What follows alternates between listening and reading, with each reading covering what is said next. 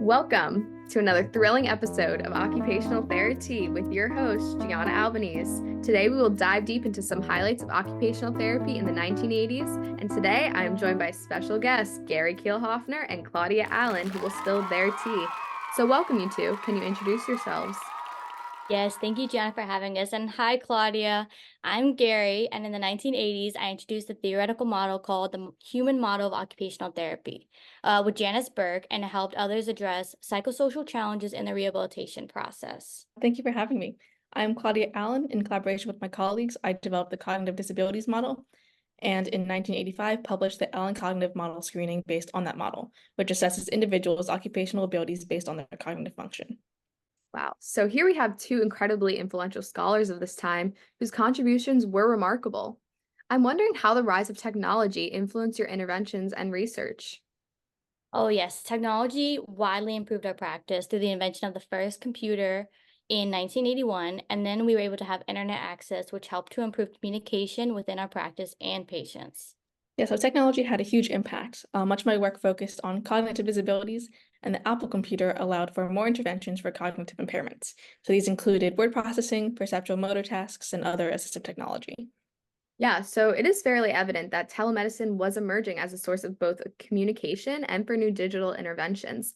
And this time also included new expansions for the scope of our practice, shifting away from the traditional biomedical view to a more client-centered approach to service delivery.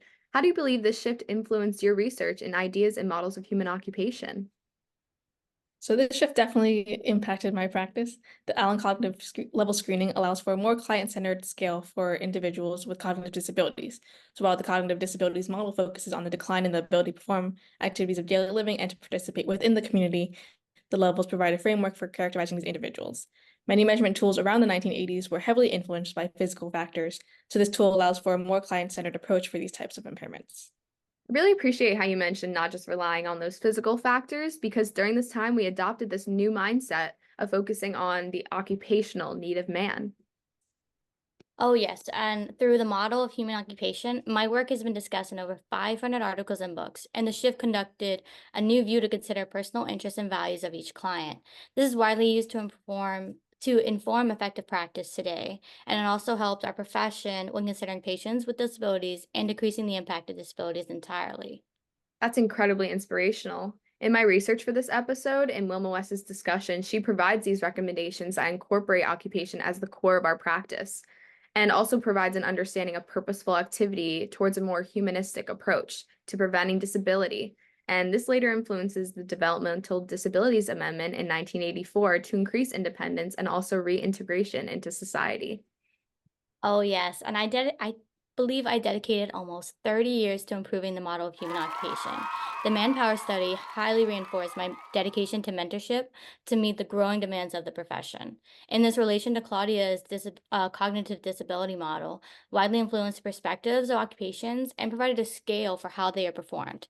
This really shifted the view of society to elevate the status of occupational therapy within the healthcare system through education. Wow. So your innovations were definitely responding proactively to workforce trends as well as the future demands for occupational therapy. The model of human occupation was a major unifying theory of occupational therapy practice and will continue to be so for the profession.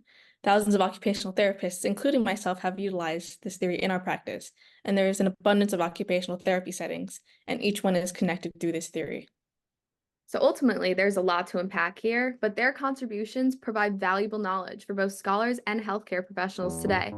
If you, my listeners, would like to learn more information, please visit the AOT website.